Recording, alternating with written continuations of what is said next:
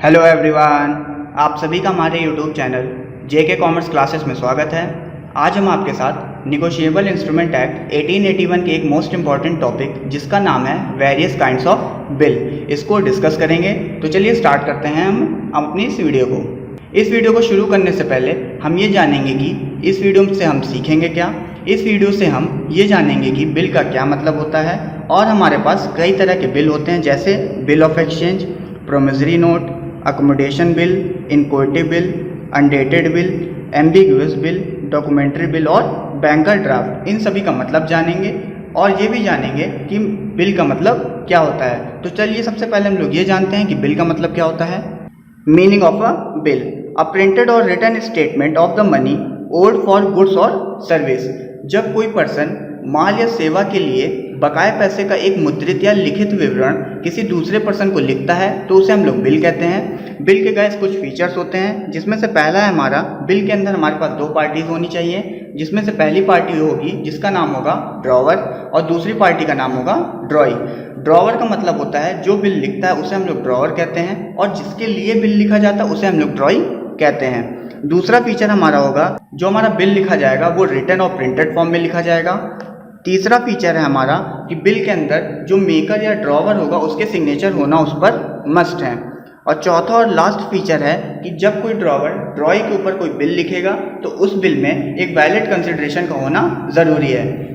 यहाँ पर बिल के रिस्पेक्ट में एक इम्पॉर्टेंट बात यह है कि बिल हमारा बायर भी लिख सकता है और सेलर भी लिख सकता है। अकॉर्डिंग टू द बिल, या बिल कौन से प्रकार का है उसके बेसिस पे हम ये डिसाइड करेंगे कि बिल बायर लिखेगा या फिर सेलर लिखेगा। तो आइए अब हम लोग ये डिस्कस करते हैं कि हमारे पास कितने टाइप्स के बिल होते हैं, जिसमें से पहला है हमारा bills of exchange. Bills of exchange को निगोशिएबल इंस्ट्रूमेंट एक्ट 1881 के सेक्शन 5 में डिफाइन किया गया है, जिसके अंदर ये बोला गया है कि बिल ऑफ एक्सचेंज को सेलर के द्वारा लिखा जाएगा। तो आइए अब हम लोग ये जानते हैं कि बिल ऑफ एक्सचेंज का मतलब क्या होता है। बिल ऑफ एक्सचेंज के अंदर जो ड्रॉवर होता है वो किसी दूसरे पर्सन या ड्रॉई को ऑर्डर देता है कि ड्रॉई आप एक सर्टेन डेट पर एक पर्टिकुलर अमाउंट ड्रॉवर को देंगे या ड्रॉवर के द्वारा निर्धारित किसी व्यक्ति को पे करेंगे। A bill of exchange is drawn by a person directing another person to pay the specified sum of money। एक specified sum of money पे करेंगे, और किसको पे करेंगे? To the bearer of the instrument और to the specified person on his order। जिसके पास bill है उसको पे करेंगे या फिर किसी अदर पर्सन को पे करेंगे जिसे ड्रॉवर के द्वारा स्पेसिफाई किया गया हो।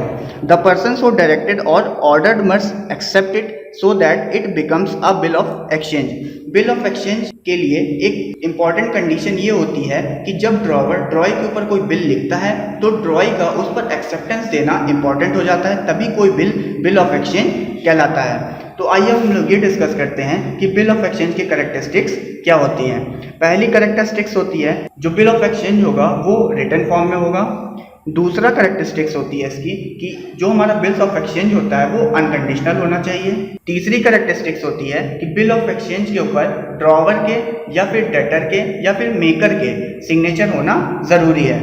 चौथी और लास्ट कैरेक्टरिस्टिक्स होती है कि जब कोई ड्रॉवर ड्रॉई के ऊपर कोई बिल लिखता है तो उस पर एक स्पेसिफाइड वैल्यू की स्टाम्प लगी होनी ज़रूरी होती है। तो आइए अब हम लोग प्रोमिसरी नोट क्या होता है इसको डिस्कस कर लेते हैं। प्रोमिसरी नोट को निगोशिएबल इंस्ट्रूमेंट एक्ट 1881 के सेक्शन 4 में डिफाइन किया गया है, जिसमें ये बोला गया है कि प्रोमिसरी नोट को बायर के द्वारा लिखा जाएगा।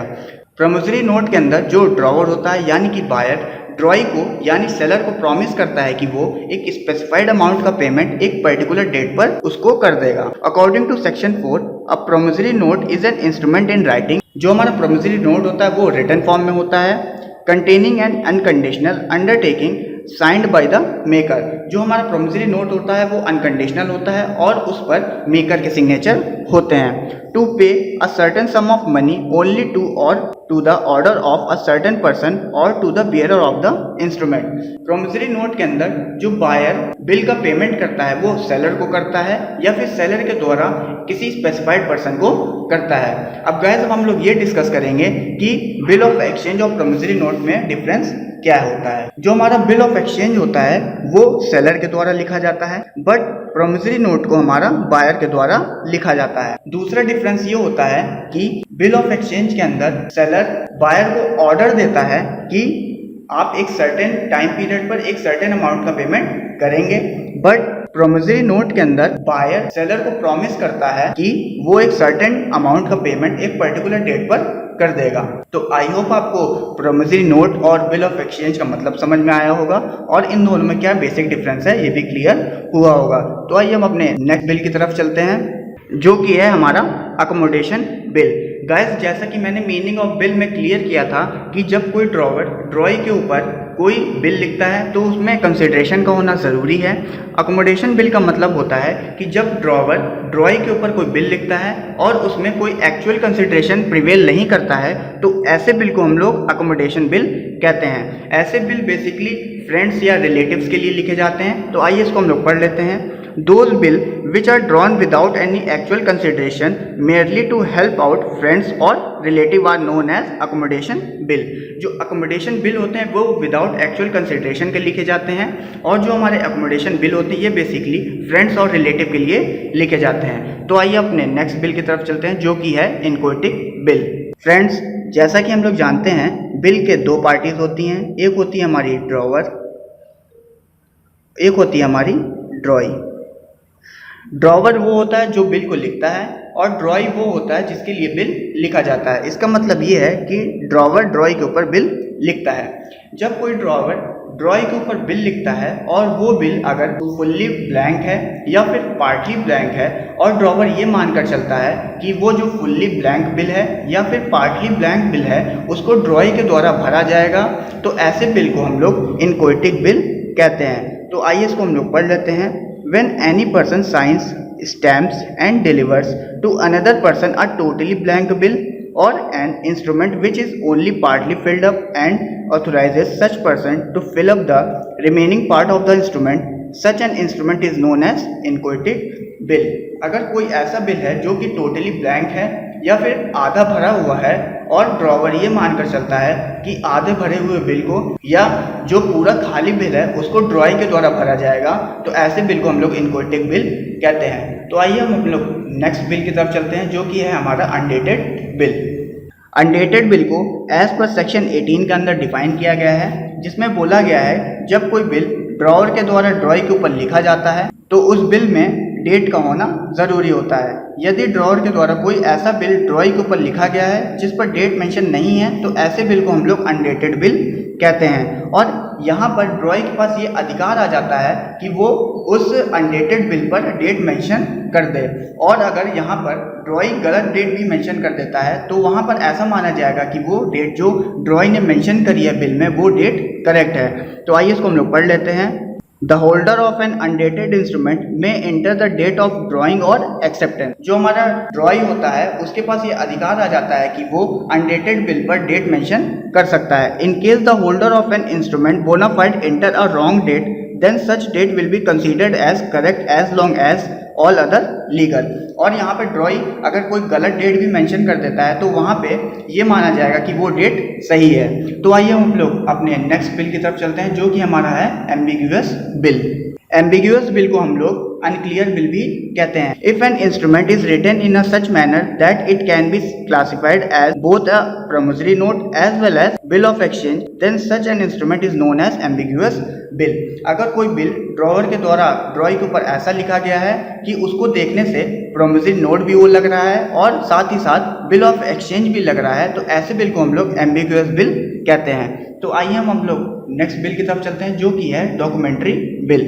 डॉक्यूमेंट्री बिल वो बिल होते हैं जब कोई बिल के साथ वेरियस डॉक्यूमेंट को अटैच कर दिया जाता है तो उसे हम लोग डॉक्यूमेंट्री बिल कहते हैं। A documentary bill of exchange is one which is accompanied by document such as shipping document, bill of lading, insurance policy और इनवॉइस। कोई ऐसा बिल जो बिल के साथ साथ वेरियस डॉक्यूमेंट को भी साथ में लेकर चलता है, तो ऐसे बिल को हम लोग डॉक्यूमेंट्री बिल कहते हैं। और लास्ट में हमारा आता है बैंकर्स ड्राफ्ट। बैंकर्स ड्राफ्ट का मतलब होता है कि जब कोई एक बैंक दूसरे बैंक को ऑर्डर देता है कि आप किसी स्पेसिफाइड पर्सन को एक सर्टेन पेमेंट करें एक स्पेसिफाइड डेट पर, तो उसे हम लोग बैंकर्स ड्राफ्ट कहते हैं। तो आइए इसको हम लोग पढ़ लेते हैं। It is a bill of exchange in which a bank order its branch or another bank, as the case may be, to pay a specified amount to a specified person or to the order of the specified person. जो हमारा bankers draft होता है ये हमारा एक तरह का bill of exchange होता है, जिसके अंदर एक बैंक अपने ब्रांच को या फिर किसी दूसरे बैंक को ऑर्डर देता है कि आप एक स्पेसिफाइड अमाउंट का पेमेंट किसी स्पेसिफाइड पर्सन को किसी स्पेसिफाइड डेट पर करें। ये हमारा होता है bankers draft. I hope guys कि आप सभी को हमारी वीडियो अच्छी लगी होगी।